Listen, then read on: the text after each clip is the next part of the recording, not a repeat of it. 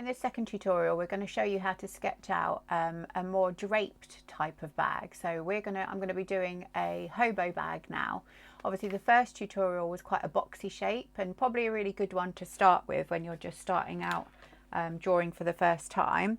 So we're going to use a similar principle, but I still need a flat lay. So I still want to know what the bag looks like from the front, from the back and from the sides.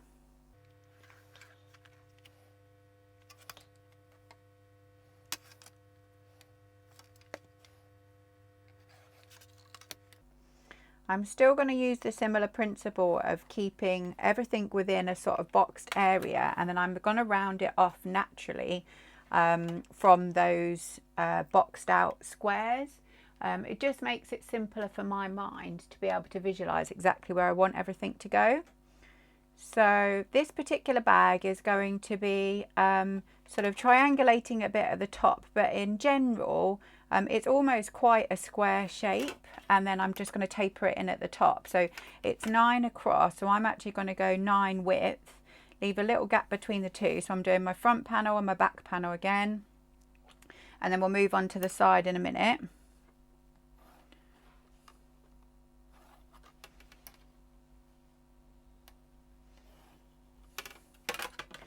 So when it comes to sort of thinking about hobo bags, a lot of the time I draw them so that they're sort of being held by their strap.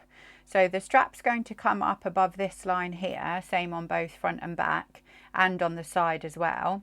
And then what you sort of want to think, it might even be that it's good to kind of have other bag pictures or actual samples in front of you, so you can really visualize what leather looks like when it drapes. But in general terms, I know that with the hobo bags, they're going to be sitting on someone's shoulder. So when it's in front of you, it's going to have sort of had the shoulder in this area here. So naturally, rather than it being boxy shape, it would inevitably sort of dip in a bit because of the ergonomics of your body, sort of with your shoulder. It would end up that you're kind of pushing it down with your arm. So naturally, it's going to come in at the side a bit here and here. And again, I'm just going to roughly sketch these in for now, and then we'll go back over them with the nice fine tip pen. And then it is going to have that lovely drape to it at the side, so the softness that naturally happens with hobo bags.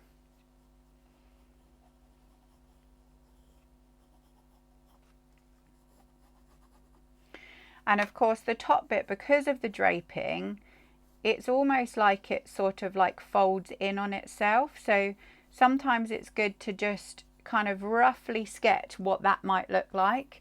And then you can always sort of have little lines coming off from those points, because as fabric or paper moves, you've kind of got to think about the fact that it could almost move like this. So when you start having it from the side, it would naturally always have like some of these lines coming down from those draping points or from those folds.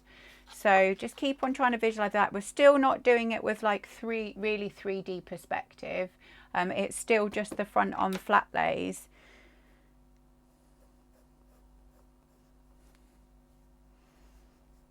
I'm going to sort of have it like that.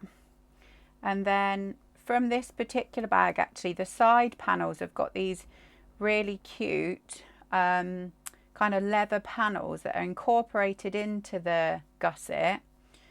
And then they have like a natural little folded back bit of leather right at the top. Some of these lines actually are just getting too dark, so I just want to take them back just a bit. Hopefully you guys can still see, but it will get confusing a bit later when I put the pen on if it's too dark there. So I think that looks good.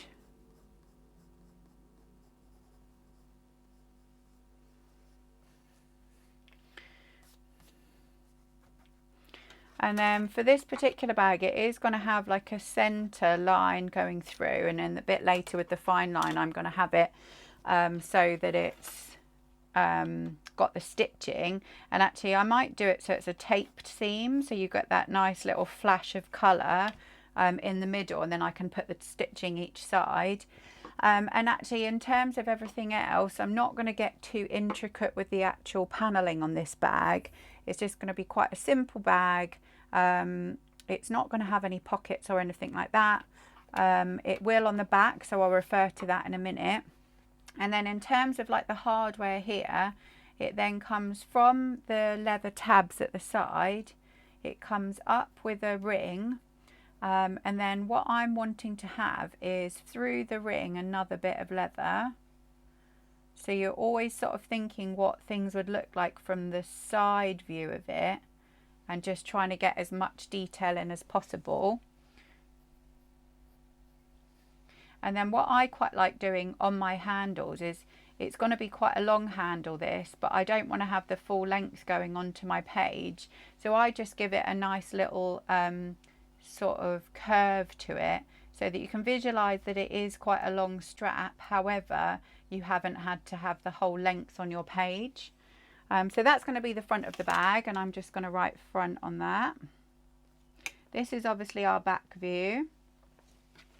So from the back, again, you know, I'm keeping within these restrictions of the lines that we first did, but I can just kind of mock up a similar curve at the bottom, similar curve at the bottom.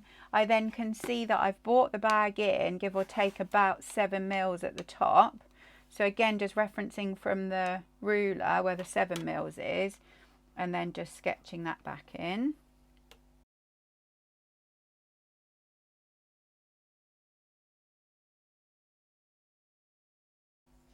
And it can just for now just have a same sort of visual on what the front has. You don't have to get really complicated on doing, you know, different sort of ways that it would drape at the back. It's just giving us that lovely kind of reference point that everything is a little bit more sort of softer. It's not as boxy shapes of that first design that we did.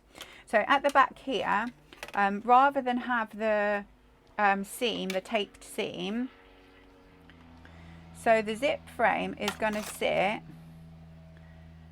about 5 centimeters up, and I can't just do a complete flat on this. Again, because it's going to be showing that it is slightly draped, I just know visually that I sort of want the frame to go about here, but because of the nature of the leather bending a bit, I'm just going to give it just that slight bit of bend as well, so that I feel okay, like, you know, if the zip goes there, does it actually bend too much? Does the frame end up not sort of working so well on an area where it's bending?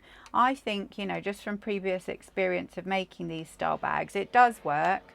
You just don't want to have it going up too high.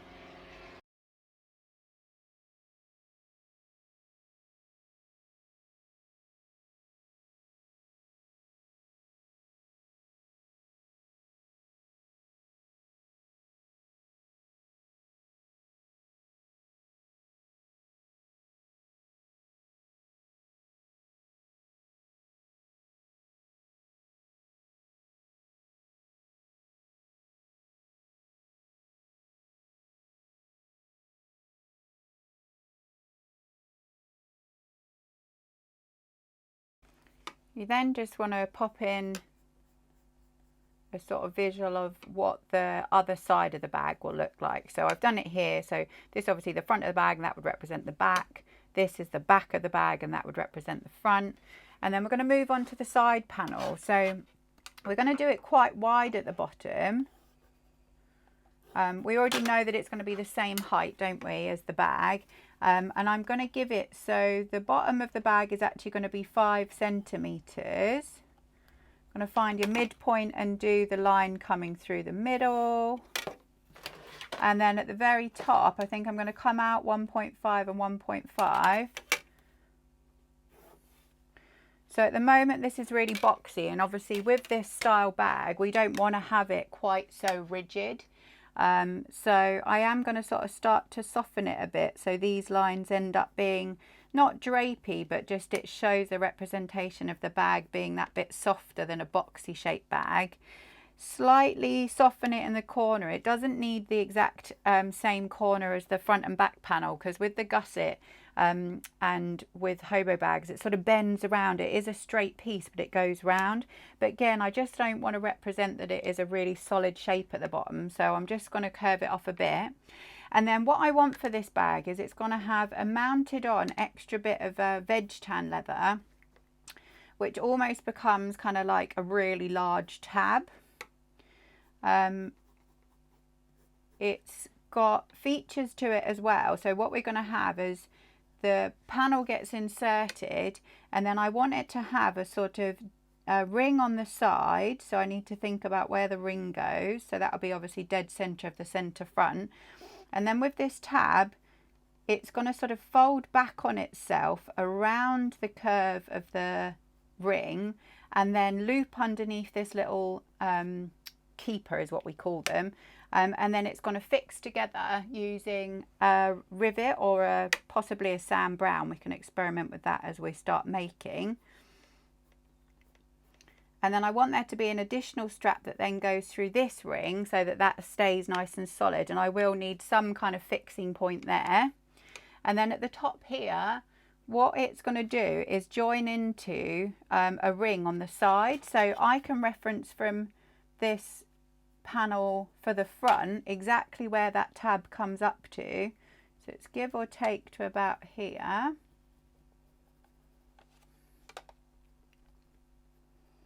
And then the ring sort of comes from that point round. In fact, I think I want it to come in just a little bit more. So I'm going to get that angle bit like that. And again, because we're working in pencil for now, it's quite good because you can just rub it out if the proportion didn't look initially quite right. So that looks really good. And then we're going to have the strap then coming from the ring attached on with a rivet. And this time I'm just going to note that the strap comes up to this point here, referencing from over on the front and back panels, but I don't need to do any curves on it again because we're just looking at it visually from the side. So that looks great. That's the side panel. And now I can start going back over it with the black pen and really getting the exact points that I want for everything.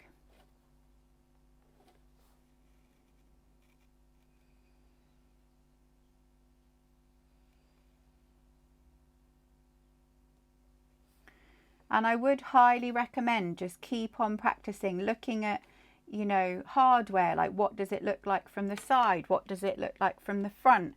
It's a really good way to represent your drawings by understanding visually what things look like from different angles.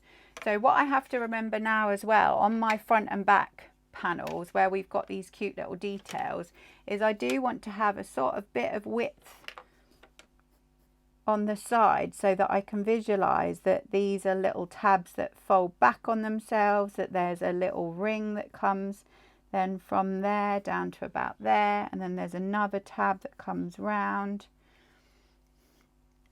So you don't see much of it, but it's enough that I would definitely say like get some details of that coming in.